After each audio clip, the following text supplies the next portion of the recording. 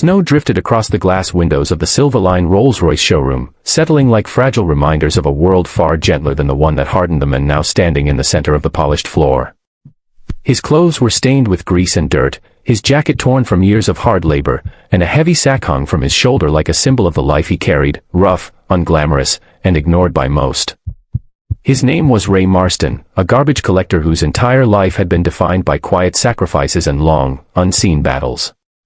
But on this cold December afternoon, Ray stood straighter than he had in years, clutching a wrinkled, folded letter written in the shaky handwriting of a little girl.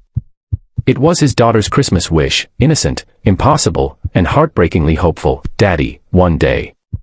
I want to ride in a shiny car like the ones in the movies. Even just once.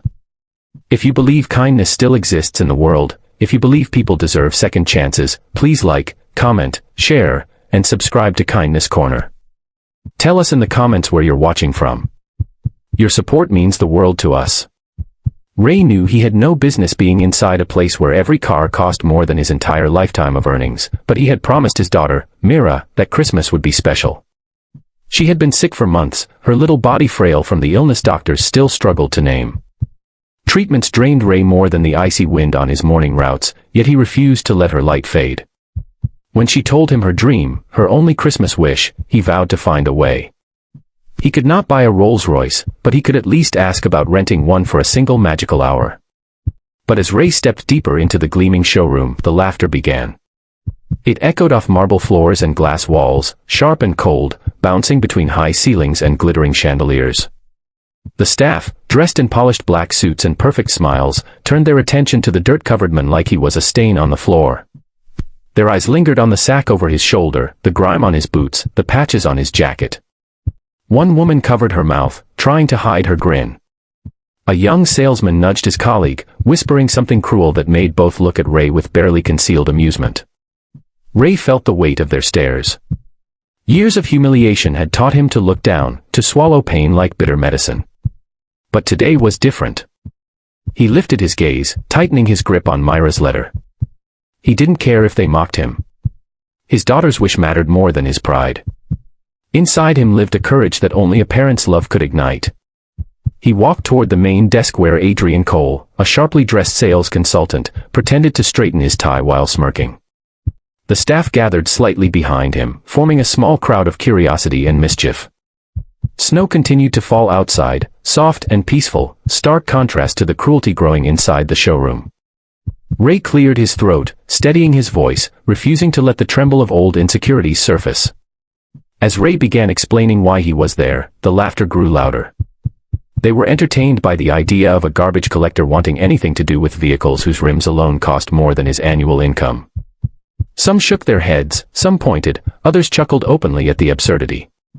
Their eyes were locked on him, filled with mockery, disbelief, and hollow superiority. But Ray continued speaking, describing Myra's dream, her illness, her fading strength, hoping that at least one person in the room would understand. Yet compassion was scarce. The showroom staff exchanged glances that said everything. This man didn't belong here. This man was a joke. And when Ray asked the cost of renting the car for an hour, Adrian's laughter burst out fully, echoing through the space like a cruel punchline. The others followed, some holding their stomachs, others wiping tears of amusement from their eyes. Ray's heart cracked, but he stood firm. Life had taught him resilience the hard way, through storms of poverty, through nights when Mira cried in pain, through days he walked miles just to save a few dollars on gas. And for her, he would not break.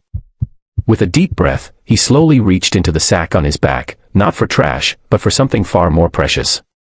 Over years of extra shifts, sleepless nights, and forgotten meals, Ray had been saving, every tip, every spare dollar, every coin he found while sorting through garbage bags at dawn. It was a quiet dream he kept hidden, to give Mira at least one moment in her life where she felt like a princess instead of a patient. One by one, bundles of cash, worn, taped, crinkled, emerged from the sack. The laughter stopped instantly. Adrian's smile froze. The women who had been pointing now stared in shock. A silence fell across the room so abrupt that even the falling snow outside seemed to pause. Ray laid the money on the desk, his hand steady, his voice calm as he asked again about renting the car, or even buying the used one in the corner if they would allow him a discount. The staff exchanged panicked looks. The pile of cash was not small, it was the kind of money that made managers nervous and prideful people ashamed.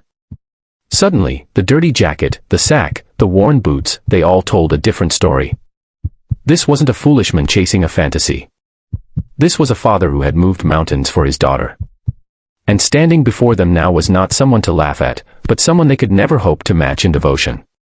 Before the ending, please comment below, would you ever judge someone again after hearing a story like this?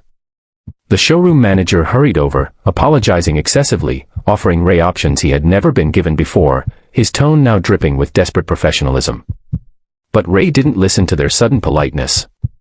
He only cared about one thing, seeing Mira smile on Christmas morning.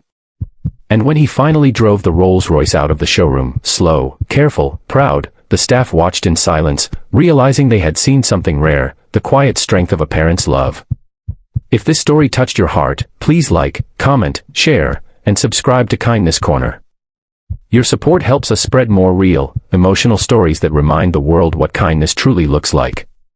Ray drove into the snowy streets that night, not as a garbage collector, not as a man mocked for his clothes, but as a father who proved that love can outshine judgment, and that the greatest wealth lies not in pockets, but in the sacrifices we make for those we cherish.